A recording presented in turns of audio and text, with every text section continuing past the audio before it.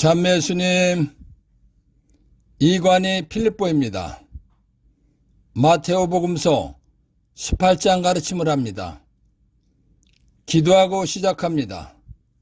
성부와 성자와 성령의 이름으로 아멘. 성령 하나님, 하나님께서 베풀어 주신 크고 큰 용서를 알고 믿도록 도와주시기를 예수의 이름으로 간절히 청합니다. 아멘. 18장 1절에서 5절. 그때에 제자들이 예수님께 다가와 하늘나라에서는 누가 가장 큰 사람입니까? 하고 물었다. 그러자 예수님께서 어린이 하나를 불러 그들 가운데 세우시고 이르셨다. 내가 진실로 너에게 말한다. 너희가 회개하여 어린이처럼 되지 않으면 결코 하늘나라에 들어가지 못한다. 그러므로 누구든지 이 어린이처럼 자신을 낮추는 이가 하늘나라에서 가장 큰 사람이다. 또 누구든지 이런 어린이 하나를 내 이름으로 받아들이면 나를 받아들이는 것이다. 예수님께서 12제자를 뽑으시고 복음을 선포하라고 하셨습니다. 복음을 선포하는 이유는 아담의 원죄로 지옥에 갈 사람을 예수님 믿고 죄에서 구원받게 하기 위한 것입니다. 죄에서 구원받으면 하늘나라에 가는 것입니다. 그런데 제자들은 하늘나라에 간다면 누가 가장 큰 사람일까 하는 궁금증이 났습니다. 그래서 제자들은 예수님께 하늘나라에서 누가 가장 큰 사람이냐고 물었습니다. 그런데 예수님께서는 질문에 대답하지 않으시고 회개하여 어린이처럼 예수님 말씀을 순수하게 믿는 사람이 하늘나라에 들어간다고 하시면서 하늘나라에 들어가는 방법을 말씀해 주셨습니다. 왜 그러셨나 하면 먼저 하늘나라에 들어간 다음에 누가 가장 큰 사람인지가 중요하기 때문입니다. 예수님께서는 하늘나라에 가는 방법을 알려주신 다음에 회개하여 어린아이처럼 자신을 낮추는 사람이 하늘나라에서 가장 큰 사람이라고 말씀해 주셨습니다. 어린이는 부모님의 말을 따지지 않고 순수하게 받아들이고 믿습니다. 예수님께서 어린이를 비유로 말씀하신 것은 어린이처럼 예수님 말씀을 순수하게 믿어야 한다는 것입니다. 또한 무엇을 좀 안다고 해도 본인의 지식이나 생각을 주장하지 말고 하느님이신 예수님의 말씀을 어린이처럼 순진하게 받아들이고 믿고 실천하는 사람이 되라는 것입니다. 그러면 누구나 다 하늘나라에서 큰 사람 대접을 받는다는 것입니다. 예수님께서는 어린이를 예수님의 이름으로 받아들이는 사람은 예수님을 받아들이는 것과 같다고 말씀하셨습니다. 이 말씀은 어린이처럼 순수하게 예수님을 믿으려는 모든 사람을 예수님 대하듯이 대해주라는 것입니다.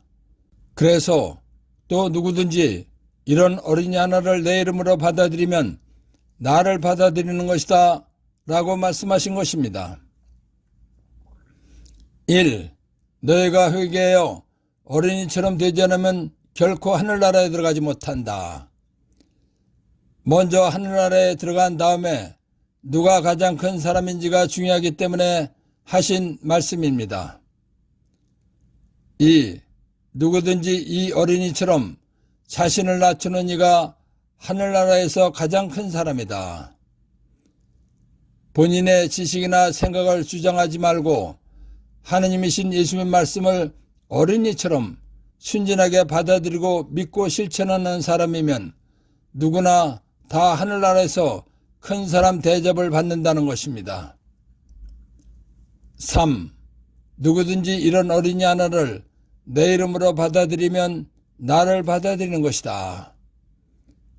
어린이처럼 순수하게 예수님을 믿으려는 모든 사람을 예수님 대하듯이 대해주라는 것입니다. 18장 6절에서 9절. 나를 믿는 이 작은 이들 가운데 하나라도 죄짓게 하는 자는 연자매를 목에 달고 바다 깊은 곳에 빠지는 편이 낫다. 불행하여라.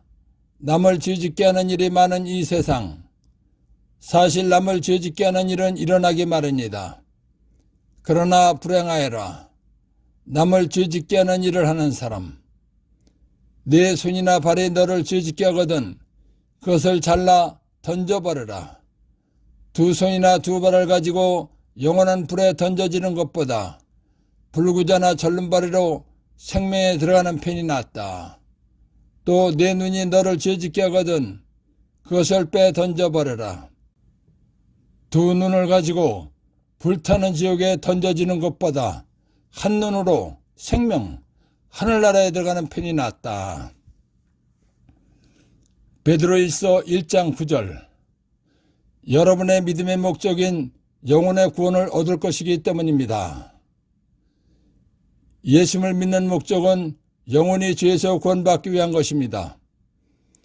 예수님을 믿어서 영혼이 죄에서 구원받은 사람이 신앙생활을 잘하다가 육신이 죽으면 최후심판 때 영원히 행복한 하늘나라에 가는 것입니다. 예수님께서는 예수님을 믿어서 하늘나라에 갈 사람을 지극히 사랑하십니다. 예수님께서 지극히 사랑하는 사람이 하늘나라에 가는데 방해가 되도록 죄를 짓게 하는 것을 예수님께서는 지극히 싫어하십니다.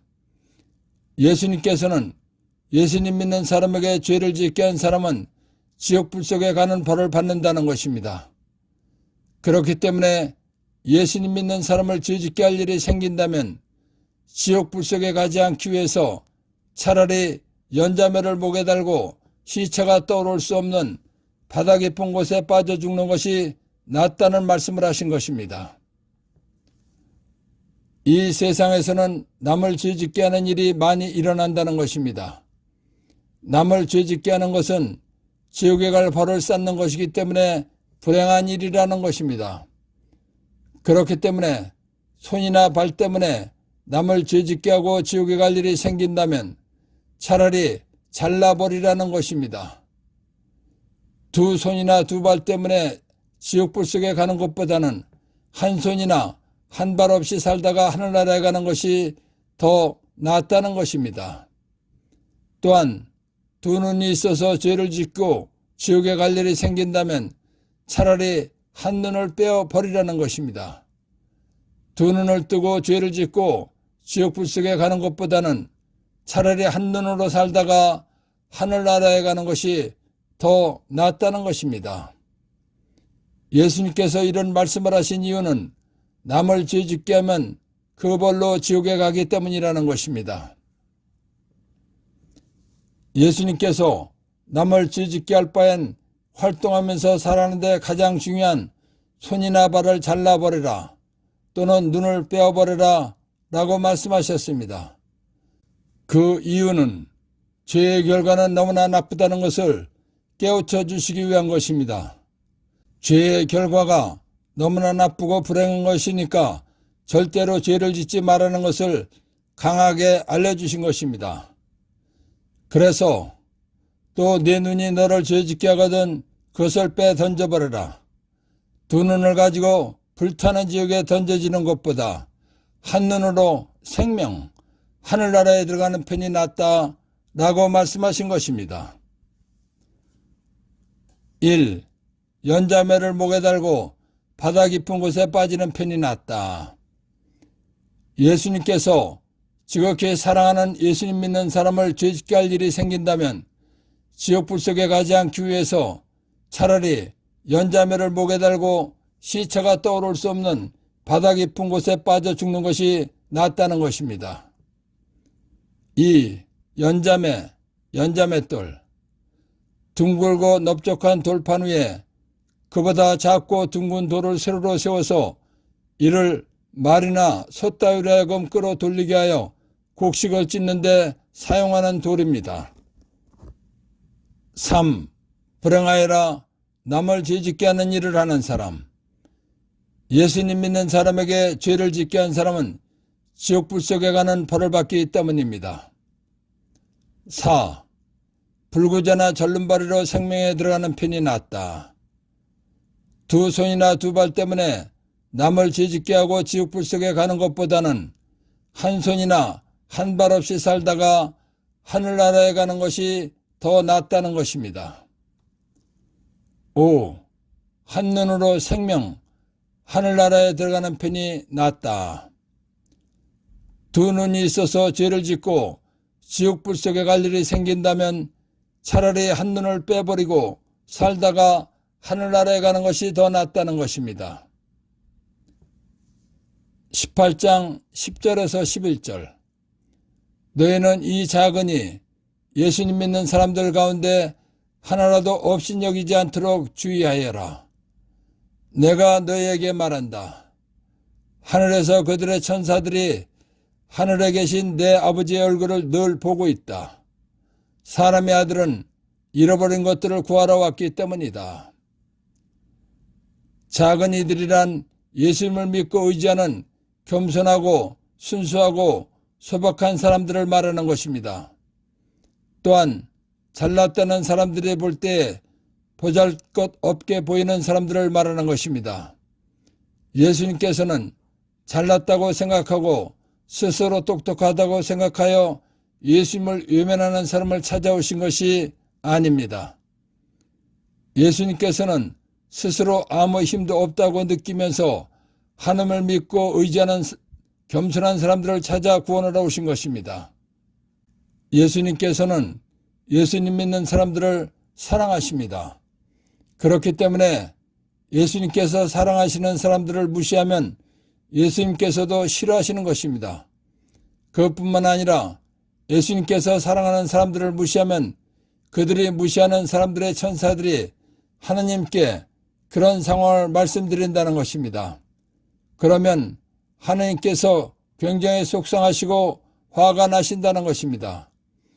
하나님을 속상하고 화나게 했다면 나에게 돌아오는 것은 벌입니다. 그러니까 예수님 믿는 어떤 사람도 무시하거나 업신여기지 말아야 한다는 것입니다. 그래서 너희는 이 작으니 예수님 믿는 사람들 가운데 하나라도 업신여기지 않도록 주의하여라. 내가 너에게 말한다. 하늘에서 그들의 천사들이 하늘에 계신 내 아버지의 얼굴을 늘 보고 있다라고 말씀하신 것입니다. 1. 너희는 이 작은 이들 가운데 하나라도 업신여기지 않도록 주의하여라. 예수님께서 사랑하는 힘없고 겸손한 사람들을 업신여기지 말라는 것입니다. 2. 작은 이들이란 예수님을 믿고 의지하는 겸손하고 순수하고 소박한 사람들입니다. 잘났다는 사람들이 볼 때 보잘것없게 보이는 사람들입니다. 18장 12절에서 14절. 너희는 어떻게 생각하느냐? 어떤 사람에게 양 100마리가 있는데 그 가운데 한 마리가 길을 잃으면 99마리를 산에 남겨둔 채 길 잃은 양을 찾아 나서지 않느냐? 그가 양을 찾게 되면 내가 진실로 너에게 말하는데 길을 잃지 않은 99마리보다 그 한 마리를 두고 더 기뻐한다. 이와 같이 이 작으니 예수님 믿는 사람들 가운데 하나라도 잃어버리는 것은 하늘에 계신 너희 아버지의 뜻이 아니다. 창세기 13장 1절에서 7절. 아브라함은 아내와 자기의 모든 소유를 거두어 롯과 함께 이집트를 떠나 네겝으로 올라갔다. 아브라함은 가축, 양과 염소, 소 등과 은과 금이 많은 큰 부자였다. 그는 네겝을 떠나 차츰차츰 베텔까지, 곧 그가 처음에 베텔과 아이 사이에 천막을 쳤던 곳까지 옮겨갔다. 그곳은 그가 애초에 제단을 만들었던 곳이다. 거기에서 아브라함은 주님의 이름을 받들어 불렀다. 아브라함과 함께 다니는 롯도 양과 소와 천막들을 가지고 있었다. 그래서 그 땅은 그들이 함께 살기에는 너무 좁았다. 그들의 재산이 너무 많아 함께 살 수가 없었던 것이다. 아브라함의 가축, 양과 염소, 소동을 치는 목자들과 롯의 가축을 치는 목자들 사이에 다툼이 일어나기도 하였다. 그때 그 땅에는 가나안족과 프리지족이 살고 있었다. 이스라엘 민족의 조상인 아브라함은 양과 소를 치는 유목민이었습니다. 그러니까 이스라엘 민족은 처음부터 양과 염소와 소를 기르는 유목민이었습니다. 그리고 예수님 시대에도 많은 사람들이 양을 치는 목축을 하면서 살았습니다.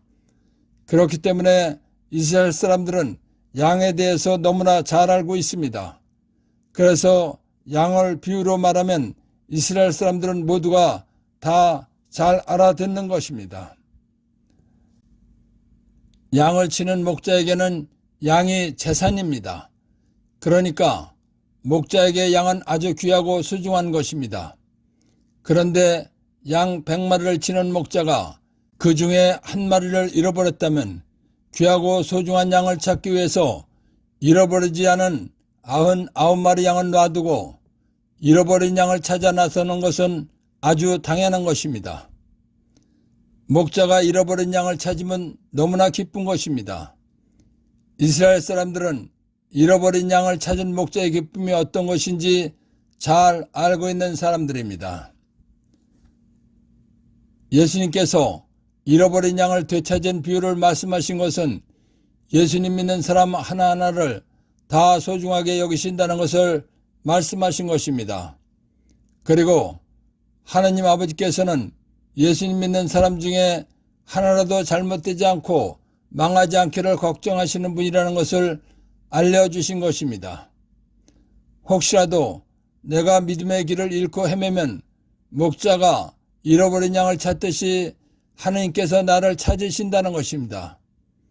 또한 이 비유는 하나님 아버지께서 예수님 믿는 사람을 얼마나 사랑하시는지를 알려주신 것입니다. 그리고 하나님 아버지의 사랑이 얼마나 큰 것인가를 알려주신 것입니다. 하나님 아버지의 사랑이 이렇게 크시기에 예수를 믿는 우리는 어떠한 처지에서나 어떠한 상황에서나 큰 희망이 있는 것입니다. 또한 삶의 용기를 얻고 살아갈 수 있는 것입니다.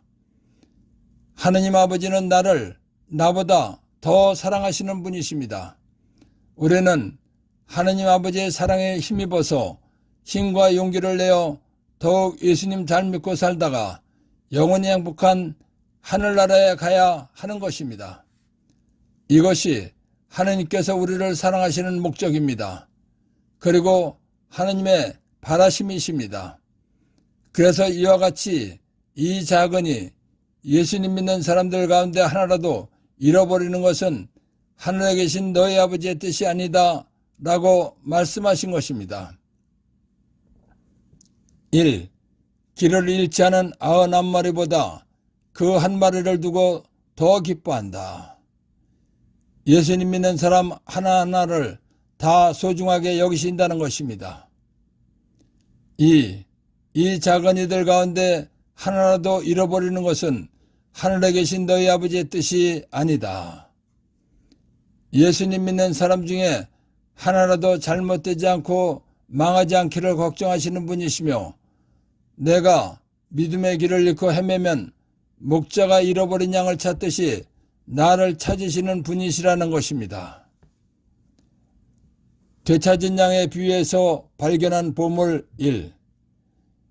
양을 치는 목자가 잃어버린 양을 소중하게 여기고 찾아오듯이 하느님께서도 보잘것없는 내가 신앙의 길을 잃고 헤매면 나를 소중하게 여기시고 찾으신다는 것입니다. 나를 소중하게 여기시는 하느님께 늘 감사하면서 살아야 한다는 것입니다.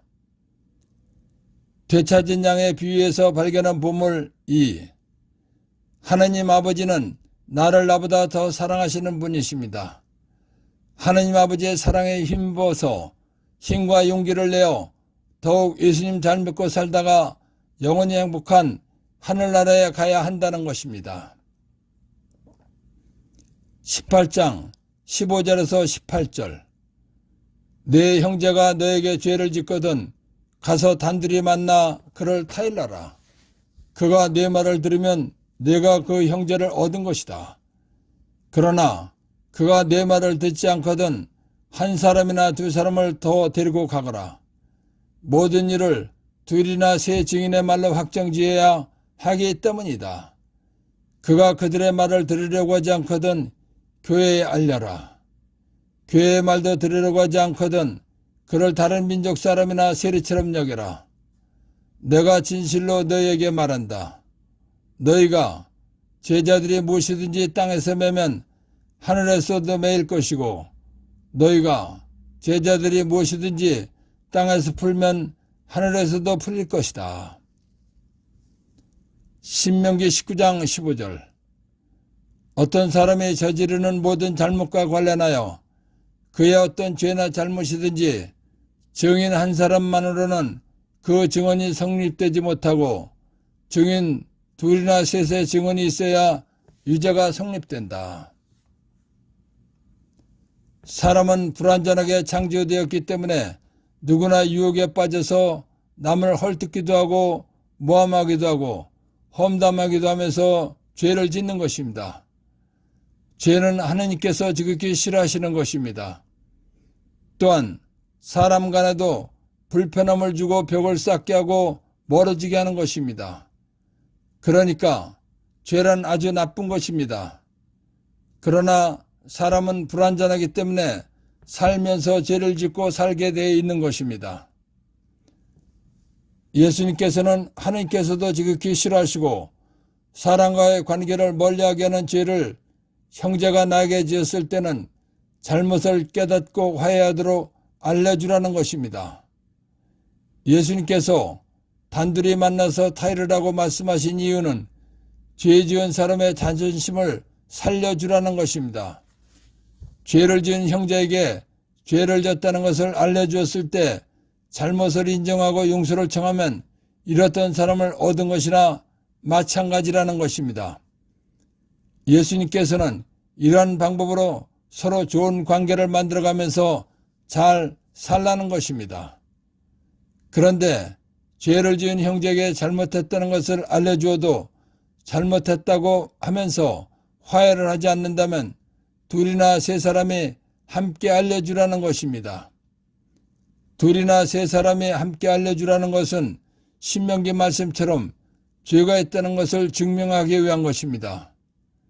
그래도 말을 듣지 않는다면 교회에 알리라는 것입니다. 교회에 알리라는 것은 교회 지도자에게 알리라는 것입니다.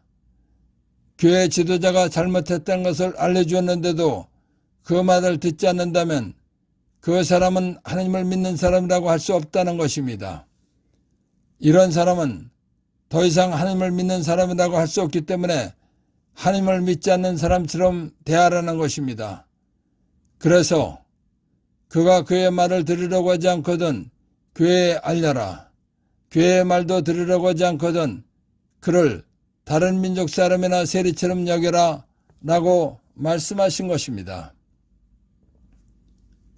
마태오 16장 19절. 나는 너 베드로에게 하늘나라의 열쇠를 주겠다.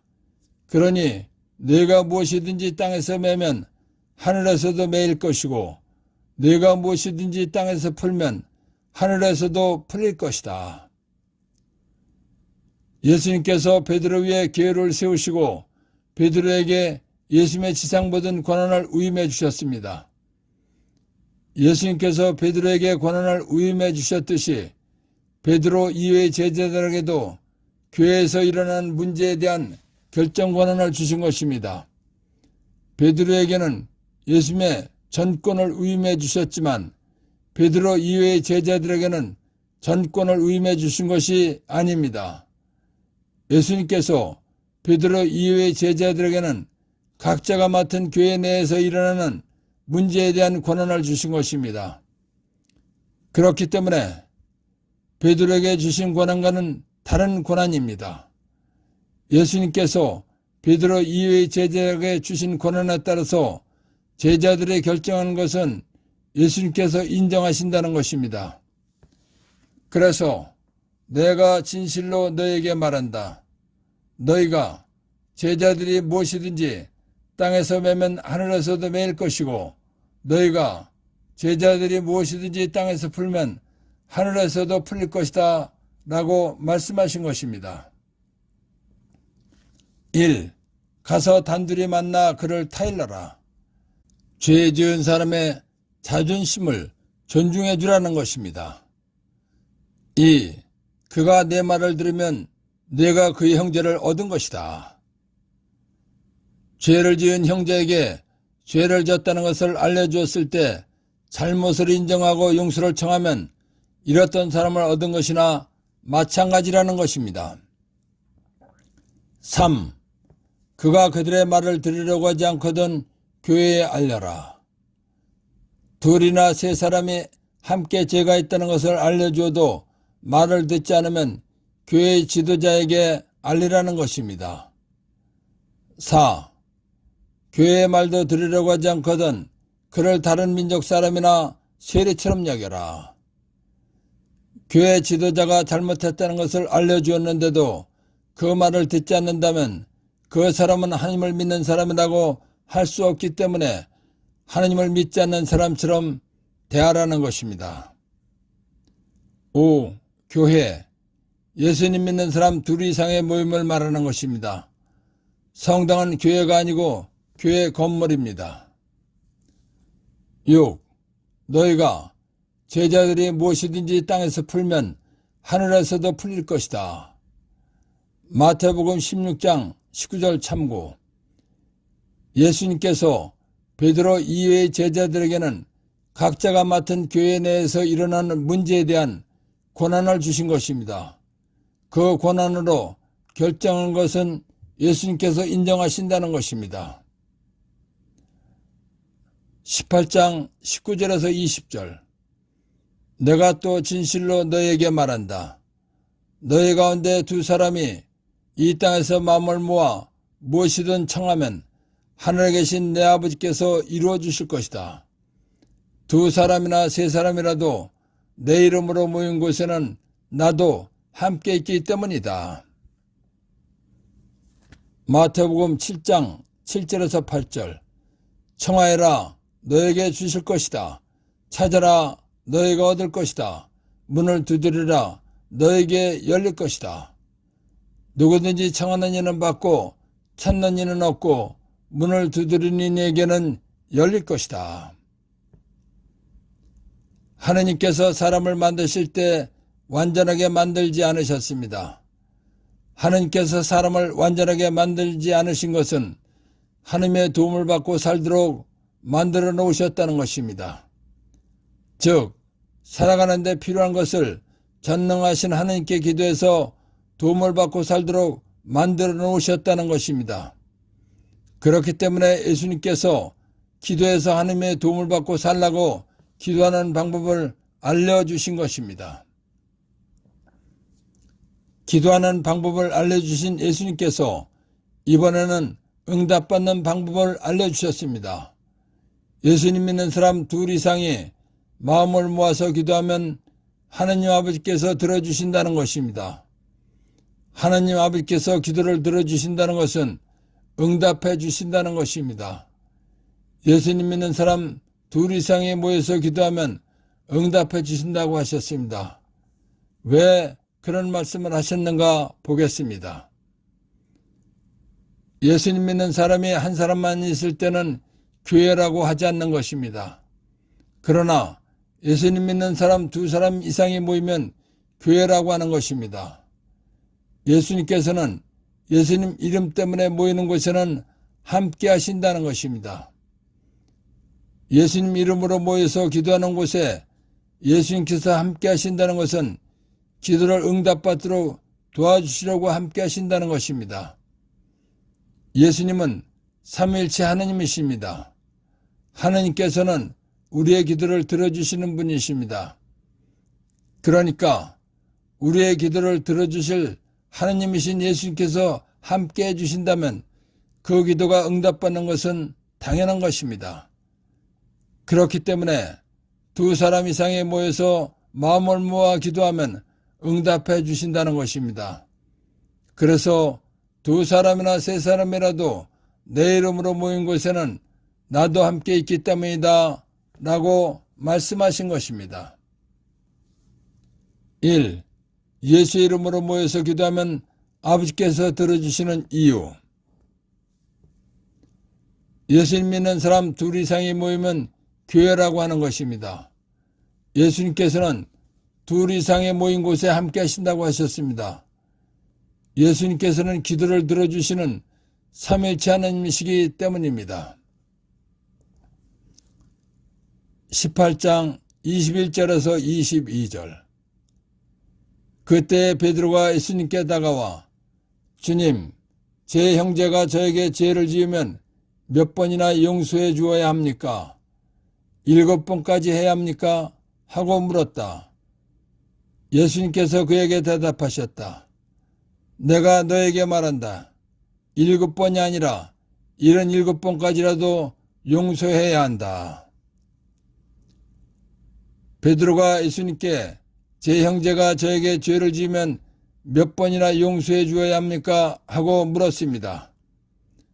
그러면서 베드로는 어떤 제자답게 큰 마음을 먹고서 7번까지 용서해 주면 되느냐고 물었습니다.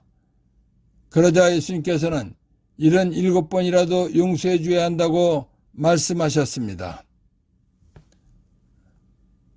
형제라도 나에게 잘못한 것을 용서한다는 것은 쉬운 일이 아닙니다. 예수를 믿지 않는 사람이나 예수를 믿으면서도 믿음이 없는 사람은 내 눈에 흙이 들어가도 나는 절대로 용서 못한다는 말을 하는 사람들도 있습니다. 그러니까 용서한다는 것은 쉬운 것이 아닙니다. 그런데 예수님께서는 77번이라도 용서해야 한다고 하셨습니다. 공동번역에서는 7번씩 70번이라도 용서해야 한다고 말씀하셨습니다. 그러니까 예수님께서는 490번이라도 용서해 주라는 것입니다. 다시 말하면 무한 용서해 주라는 것입니다. 루카복음 23장 34절. 아버지, 저들을 용서해 주십시오. 저들은 자기들이 무슨 일을 하는지 모릅니다. 우리에게 무한 용서해 주라고 하신 예수님께서는 예수님께서 말씀하신 대로 용서하는 모범을 보여주셨습니다. 죄 없는 사람을 죽이는 것보다 더 큰 잘못은 없습니다. 그런데 예수님께서는 죄도 없는 예수님을 십자가에 못 박아 죽인 사람들을 용서해 주셨습니다. 예수님께서는 이론적으로만 용서해 주라고 하신 것이 아니라 실제로 용서해 주신 분이십니다. 예수님께서 무한 용서해 주라고 말씀하신 이유는 사람을 만드신 하느님이시기 때문입니다. 예수님께서는 사람을 만드신 하느님이시기 때문에 사람을 너무나 잘 아셔서 그렇게 말씀하신 것입니다. 사람은 완전하지 못하고 불완전한 존재로 만들어졌습니다. 그렇기 때문에 누구나 다 잘못할 수 있는 것입니다. 그러니까 나도 잘못할 수 있는 사람인데 형제가 나에게 잘못한 것을 용서해 주지 않는다면 내가 잘못했을 때 나도 형제의 용서를 받지 못한다는 것입니다. 또한 형제를 용서해 주지 않는다면 내가 속상하기 때문에 늘 마음이 불편한 것입니다. 심한 경우는 마음속으로 원수를 맺고 살게 되는 것입니다. 용서해 주지 않고 산다면 다음과 같은 결과도 생기는 것입니다. 첫째, 속상하고 마음이 불편하기 때문에 본인 스스로 괴롭고 힘든 것입니다. 그러면 행복하지 않은 것입니다. 둘째, 속상한 마음을 갖고 살면 신경이 경직되는 것입니다. 신경이 경직되면 여러 가지 신경성 병이 생기는 것입니다. 신경성 병은 의학적으로 치료가 잘 안 되는 것입니다. 그렇기 때문에 용서 안 해주는 본인만 손해보는 것입니다. 셋째, 이 세상은 서로 더불어 살게 되어 있는 것입니다. 그런데 형제를 용서해 주지 않으면 스스로 고립이 되어서 세상 살기가 더 어려워지는 것입니다. 잘못한 형제를 용서해 주지 않으면 잘못한 형제가 힘들고 어려운 것이 아닙니다. 잘못한 형세를 용서해주지 않는 내 자신이 힘들고 어려운 것입니다. 용서해주지 않고 마음고생하면서 살다 보면 병에 걸리기도 하는 것입니다. 형제를 용서해주지 않으면 결과적으로 나만 손해를 보는 것입니다. 예수님 말씀은 언제나 정답이고 복된 말씀입니다. 그러니까 예수님 말씀대로 무조건 용서해 주는 것이 내가 잘되고 행복하게 사는 방법입니다. 그래서 예수님께서 그에게 대답하셨다. 내가 너에게 말한다. 7번이 아니라 77번까지라도 용서해야 한다 라고 말씀하신 것입니다. 7번이 아니라 77번까지라도 용서해야 한다. 무한 용서해 주라는 것입니다. 2. 절대로 용서가 안 되는 사람을 용서하는 방법. 예수님께서 용서하라고 하셨으니까 용서하겠습니다 라고 하면서 예수 이름으로 용서합니다. 예수님의 이름으로 용서합니다 라고 반복하다 보면 용서하게 되고 용서할 수 있습니다. 용서하고 나면 평화가 옵니다. 18장 23절에서 35절. 그러므로 하늘나라는 자기 종들과 세무를 하려는 어떤 임금에게 비길 수 있다. 임금이 세무를 하기 시작하자 10,000달란트를 빚진 사람 하나가 끌려왔다. 그런데 그가 빚을 갚을 길이 없으므로 주인은 그 종에게 자신과 아내와 자식과 그 밖에 가진 것을 다 팔아서 갚으라고 명령하였다. 그러자 그 종이 엎드려 절하며 제발 참아주십시오. 제가 다 갚겠습니다 하고 말하였다. 그 종의 주인은 가엾은 마음에 들어 그를 놓아주고 부채도 탕감해 주었다. 그런데 그 종이 나가서 자기에게 100다나리온을 빚진 동료 하나를 만났다. 그러자 그를 붙들어 멱살을 잡고 빚진 것을 갚아라 하고 말하였다. 그의 동료는 엎드려서 제발 참아주게, 내가 갚겠네 하고 청하였다. 그러나 그는 들여주려고 하지 않았다. 그리고 가서 그 동료가 빚진 것을 다 갚을 때까지 감옥에 가두었다. 동료들이 그렇게 벌어진 일을 보고 너무 안타까운 나머지 주인에게 가서 그 일을 죄다 일렀다. 그러자 주인이 그 종을 불러들여 말하였다. 이 악한 종아, 네가 청하기에 나는 너에게 빚을 다 탕감해 주었다. 내가 너에게 자비를 베푼 것처럼 너도 내 동료에게 자비를 베풀었어야 하지 않느냐? 그러고 나서 화가 난 주인은 그를 고문 형녀에게 넘겨 빚진 것을 다 갚게 하였다. 너희가 저마다 자기 형제를 마음으로부터 용서하지 않으면 하늘의 내 아버지께서도 너에게 그와 같이 하실 것이다. 사람은 아담의 원죄로 인해서 누구나 다 원죄를 가지고 태어납니다. 사람은 원죄로 인해서 지옥에 가게 되어 있는 것입니다. 그런데 사랑하신 하나님께서는 사람을 지극히 사랑하셔서 사람을 지옥에 가지 않고 하늘나라 천국에 가도록 구원자 예수님을 보내주신 것입니다. 하느님 아버지께서 보내주신 예수님께서 사람의 모든 죄값인 죽음을 다 짊어지시고 십자가에서 피를 흘리시고 생명을 바쳐 죽어주셨습니다. 그래서 예수님을 믿는 사람은 지옥에 갈 원죄에서 구원받은 것입니다. 지옥에 갈 원죄에서 구원받았기 때문에 영원한 지옥불 속에 가지 않고 영원히 행복한 하늘나라 천국에 가게 된 것입니다. 예수님께서 지옥에 갈 내 죄값인 죽음을 대신해서 십자가에서 피를 흘리시고 생명을 바쳐 죽어주신 것이 내가 하느님께 빚진 것입니다. 예수님께서 내 죄값인 죽음을 대신해서 십자가에서 피를 흘리시고 죽어주신 것이 왜 내가 하느님께 빚진 것인가 보겠습니다. 예수님께서는 하느님이십니다. 하느님이신 예수님께서 나를 지옥에 가지 않게 해주시기 위해서 목숨을 바쳐서 죽어주셨습니다. 그러니까 하느님이신 예수님께서 죽어주셔서 내가 죄에서 구원받고 지옥에 가지 않고 천국, 하늘나라에 가게 된 것입니다. 지옥에 갈 나를 천국에 가게 해주시기 위해서 하느님이신 예수님께서 죽어주신 것입니다. 내가 지옥에 안 가고 천국에 가게 된 것은 하느님이신 예수님의 목숨값입니다. 그러니까 예수님의 목숨값이 내가 하느님께 빚진 것입니다. 예수님의 목숨값은 돈으로 계산할 수 없는 것입니다.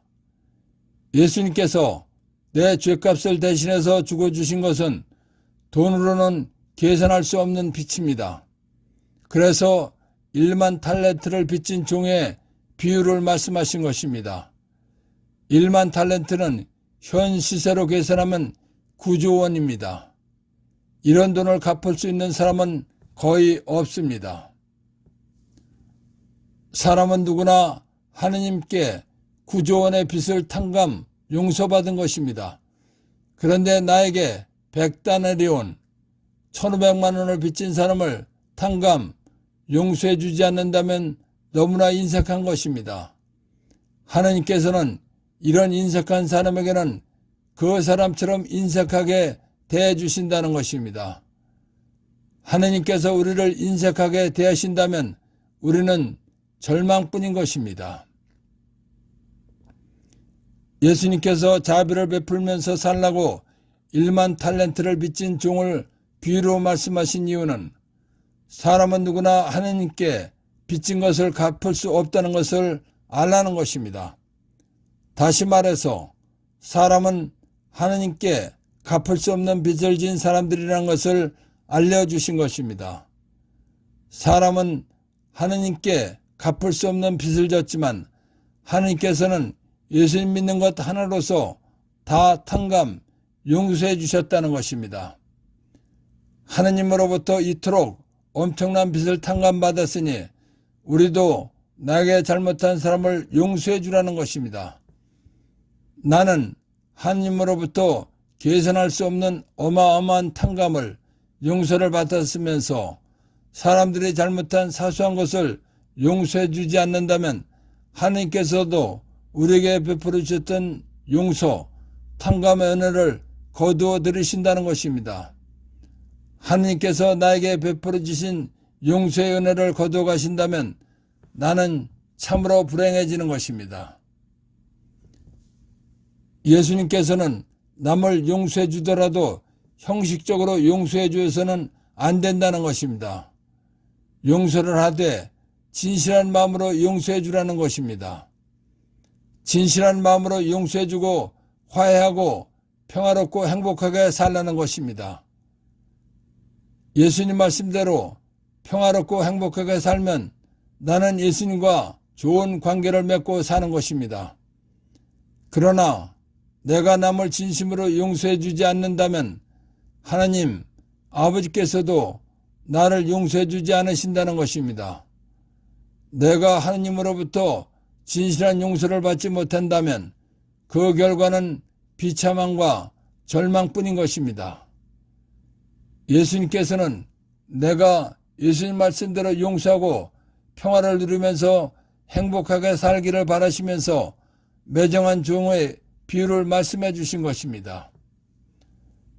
예수님께서는 용서해야 하는 이유를 비유로 말씀해 주시면서 용서해 주고 행복하게 살라는 것입니다. 그래서 너희가 저마다 자기 형제를 마음으로부터 용서하지 않으면 하늘의 내 아버지께서도 너에게 그와 같이 하실 것이다 라고 말씀하신 것입니다. 1만 탈렌트를 요즘 돈으로 환산하면 다음과 같습니다. 1탈렌트는 6,000데나리온입니다. 1데나리온은 노동자들의 하루 품삯입니다. 2019년 우리나라 노동자들의 하루 품삯은 약 15만 원 정도입니다. 1탈렌트는 6,000데나리온, 1데나리온은 노동자 하루 품삯, 15만 원 곱하기 6,000데나리온은 9억 원입니다. 1탈렌트 9억 원 곱하기 10,000탈렌트는 9조 원입니다. 2탈렌트 로마 금돈의 명칭 1탈렌트 6,000드라크마 그리스 화폐 1탈렌트 6,000데나리온 로마 화폐 성경의 도량형 체제에서는 1탈렌트가 50미나에 해당합니다. 1탈렌트는 약 41.1kg입니다. 3탈렌트 탈렌트는 고대 히브리인, 이집트인, 그리스인 및 로마인이 사용한 무게 단위입니다. 탈렌트의 무게와 그 하위 단위인 미나의 관계는 시대와 장소에 따라 매우 다양했습니다. 바벨로니아에서 유래한 히브리의 탈렌트는 키코르라고도 했는데 고대 히브리의 기본적인 무게 단위였습니다. 4. 드라크마 고대 그리스 은화이며 현대 그리스의 화폐 단위 드라크마라는 이름은 움켜쥐다 라는 그리스어 동사에서 비롯된 것으로서 원래의 가치는 화살 한 웅큼에 해당했습니다. 드라크마의 가치는 각 지역마다 달랐으나 아테네가 상권을 주도하기 시작한 기원전 5세기부터 드라크마가 주요한 통용 단위가 되었습니다. 1드라크마는 6오블로스, 100드라크마는 1미네, 60미네는 1아테나 탈렌트에 해당합니다. 5. 데나리온 로마 은화 노동자 하루 품삯 1 데나리온은 로마의 은화 데나리우스를 당시 국제통용어인 그리스말로 말한 것입니다. 데나리우스는 로마 공화정과 로마 제국의 화폐 중 하나였습니다.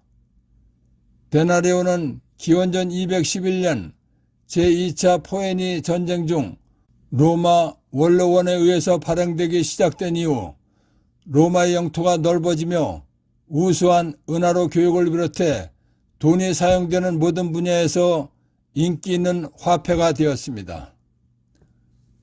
6. 데나리온 로마 은화 노동자 하루 품삯 2 아우구투스에 의해 순도 100%의 화폐가 되었고 네로 황제의 계획으로 순도가 92%로 낮아졌으나 한동안 기존의 상업적 지위는 계속 유지되었습니다. 콘스탄티누스 대제의 화폐 계획으로 폐지될 때까지 로마의 주요 화폐였습니다. 7. 100데나리온을 요즘 돈으로 환산하면 다음과 같습니다. 1데나리온은 노동자 하루 품삯 2019년 우리나라 노동자 하루 품삯 15만원 곱하기 100데나리온은 1,500만원입니다. 8. 하늘의 내 아버지께서도 너에게 그와 같이 하실 것이다.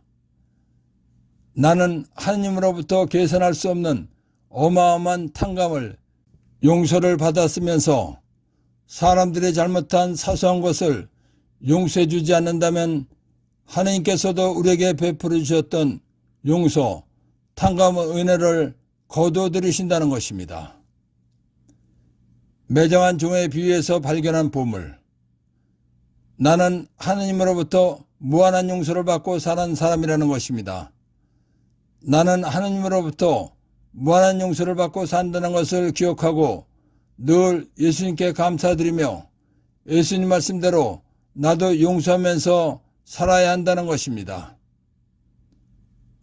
하느님께서 베풀어 주신 크고 큰 용서를 알고 믿게 해주신 성령 하느님과 하느님 아버지와 예수님께 감사의 큰 박수를 드립시다. 아멘.